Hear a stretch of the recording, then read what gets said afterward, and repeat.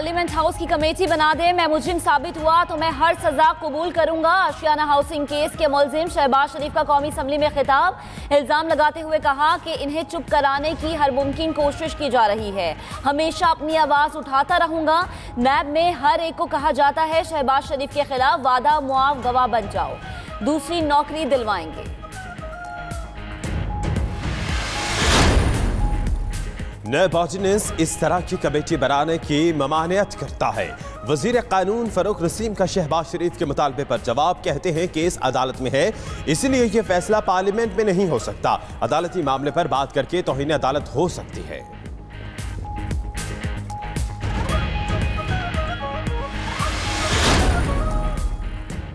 Opposition दिल बड़ा करे और हुकूमत का मौक़िफ़ भी सुने। वज़ीर इत्तलात फवाद चौधरी का ऑपोजिशन की जानिब से कौमी असम्बली में शोर शराबे पर रद्द अमल, कहा कि शहबाज शरीफ के प्रोडक्शन जारी करके हुकूमत ने साबित कर दिया हम नई जमहूरी रिवायात के अमीन हैं।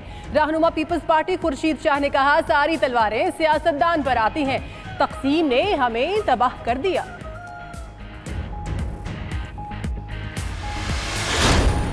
किफायत जारी मुहिम के तहत गाड़ियों की नीलामी का दूसरा मरहला, वजीर आजम हाउस की मजीद 49 कीमती गाड़ियों की नीलामी जारी।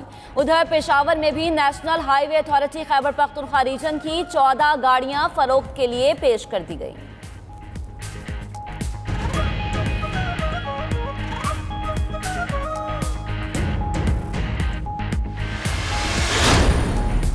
इस्लामाबाद में सीटीए का कोरंग नाले के अतराफ तजावुज़ात के खिलाफ ऑपरेशन, गैर कानूनी तौर पर तामीर की गई इमारत को गिराने का सिलसिला जारी, भारी मशीनरी का इस्तेमाल।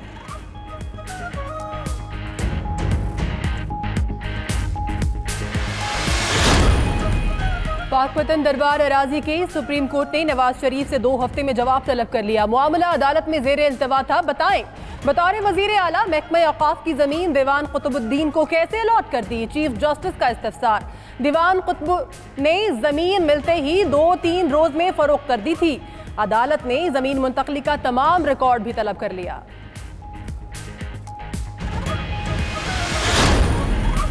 ज़ैनब समेत 8 मासूम बच्चियों के कातिल को कोट लखपत जेल लाहौर में फांसी दे दी गई। ज़ैनब के वालिद अमीन की मौजूदगी में मुजरिम इमरान को फांसी 5:05 पर दी गई। मुजरिम के चचा और रिश्तेदारों ने मय्यत वसूल की।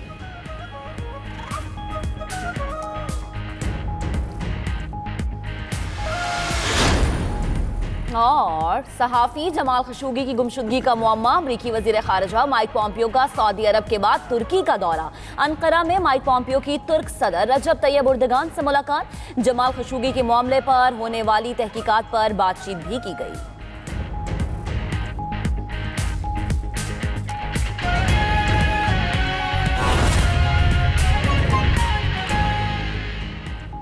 बिस्मिल्लाहिर्रहमानिर्रहीम, अस्सलाम वालेकुम। आप देख रहे हैं 92 न्यूज़ और आपके साथ मैं हूं मोहम्मद अहमद। मैं हूं सुमैरा मिर्जा। मेरा नाम दानिश हुसैन। दुनिया के सबसे बड़े 360 डिग्री वॉचर स्टूडियो में हम आपको खुशामदीद कहते हैं। 3 बजे की इस बुलेटिन में बात करेंगे प्रोडक्शन ऑर्डर पर आए अपोजिशन लीडर के, वो आए और बहुत कुछ सुना गए।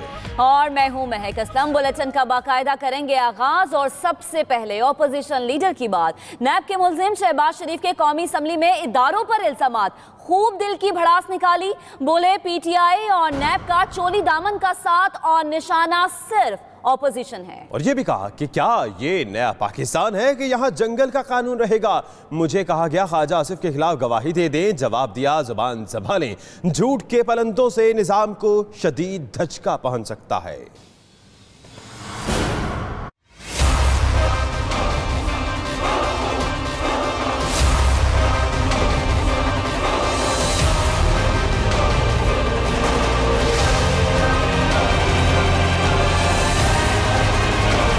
आशियाना हाउसिंग केस में नैब की जेरे हिरासत मुलजिम शहबाज शरीफ कौमी असम्बली में अपनी सफाइयां पेश करते रहे। बतौर एक अवामी नुमाइंदे के, एक पाकिस्तानी के और एक इंतहाई हम्बल पॉलिटिकल वर्कर के, मेरी झोली में कुछ नहीं मां सवाए खिदमत के, अमानत के और दयानत के देने में कुछ नहीं नाम स्पीकर। शहबाज शरीफ बोले, हिज़्ब इख्तिलाफ की जमातें नैब के निशाने पर हैं। पीटीआई और नैब का चूली दामन का साथ है। साफ पानी केस में बुलाया गया और कहा गया आओ तुम्हें साफ पानी पिलाएं। नैब पहुंचने पर कहा गया आपको गिरफ्तार कर रहे हैं। बुलाया उन्होंने मुझे साफ पानी की हवाले से कि मुझसे उसके बारे में पूछताछ करनी थी, और जहां पर वहां बैठा तो मुझे वहां के डीजी कहते हैं कि I have a very bad news, please tell me कि जी आपको हम अरेस्ट कर रहे हैं। शहबाज शरीफ का कहना था अगर उन्होंने कोई गलती की है तो अल्लाह के सिवा कोई नहीं जो उन्हें बचा सकता हो। इमरान खान ने ऑन रिकॉर्ड कहा कि शहबाज शरीफ और बच्चों की चीन और तुर्की में सरमायाकारी है। अब नैब भी वही बात कर रहा है।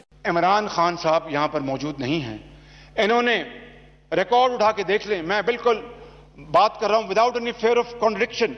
इन्होंने एक दफा कहा था कि शहबाज शरीफ और उसके बच्चों का चीन में और तुर्की में इसकी इन्वेस्टमेंट है। बिल्कुल मैं आपको कोट कर रहा हूं, आप उसका रिकॉर्ड मंगवा के देख लें। और अब नैब वही बात कर रहा है। नैब अब बताइए, इसके बाद किसी अंधे को भी कोई सबूत नहीं चाहिए। शहबाज शरीफ ने खुद पर इल्जामात की तहकीकात के लिए हाउस की कमेटी बनाने का भी मुतालबा कर दिया। शहबाज शरीफ ने कहा कि नैब ने उन्हें ख्वाजा आसिफ के खिलाफ गवाही देने का भी कहा। अगेन सेइंग ऑन रिकॉर्ड, मुझे कहने लगे कि आप ख्वाजा आसिफ के खिलाफ गवाही देंगे।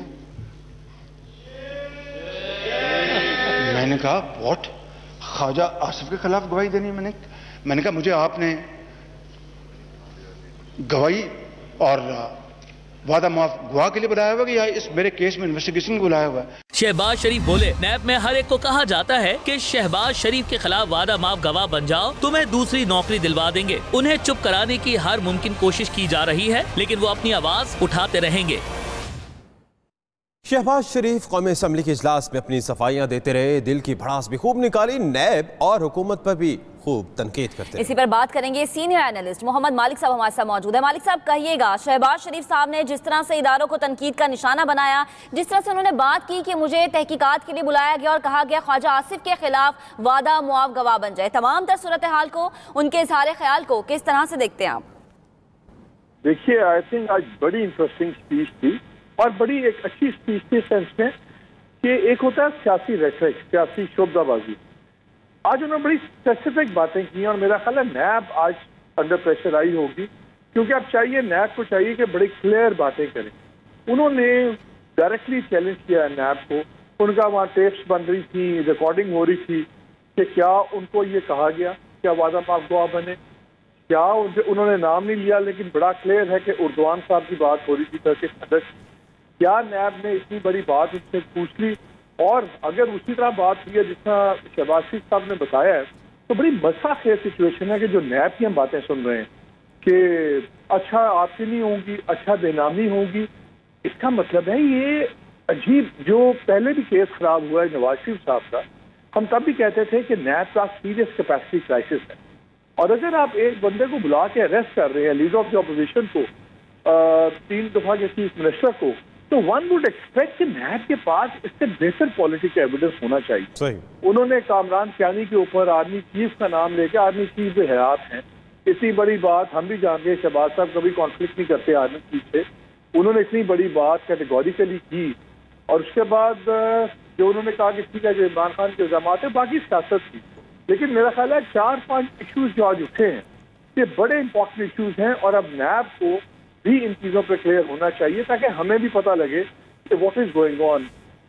कोई हमें पूरा सच नहीं बता रहा, लेकिन आज सीरियस सवाल उठे नैब पर लेकर। मेरा ख्याल है उसका पोलिटिकल इम्प्लीकेशन जो मुझे ये नजर आ रहा है कि अब 2 सिचुएशन होंगी, या नैब बहुत ज्यादा सख्ती पे आएगी क्योंकि जितनी पब्लिकली एम्बैरेसमेंट हुई है आज, या नैब का ये अंदाजा हुआ होगा कि शहबाज शरीफ उनके नीचे नहीं आ रहा। हो सकता है पहले का ख्याल हो कि शहबाज शरीफ साहब इस उम्र में, इस पावर में, या अपनी फिजिकल हालत से ये स्टैंड नहीं लेंगे, और वो भी हम हमेशा सुनते हैं कि दोनों भाइयों का व्यू पॉइंट डिफरेंट है।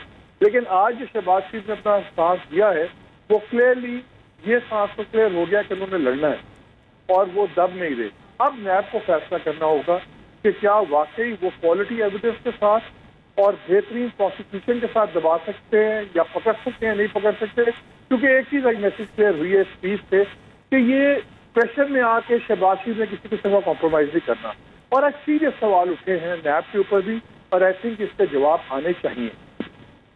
सही, ठीक, यानी शहबाज शरीफ की गुफ्तगू नैब के लिए एक वाज़ेह पैगाम है। सीनियर एनालिस्ट मोहम्मद मालिक हमारे साथ मौजूद है, बहुत शुक्रिया आपका। शहबाज शरीफ का हाउस की कमेटी बनाने का मुतालबा मुस्तरद कर दिया गया। वजीर कानून ने पार्लियामेंट में खिताब करते हुए कहा कि नैब ऑर्डिनेंस के सेक्शन 36 के तहत कमेटी नहीं बन सकती। रूल 31(3)(a) के मुताबिक अदालती मामले पर बात नहीं की जा सकती, तौहीन अदालत भी हो सकती है। मजीद क्या कहा आप भी देखिए।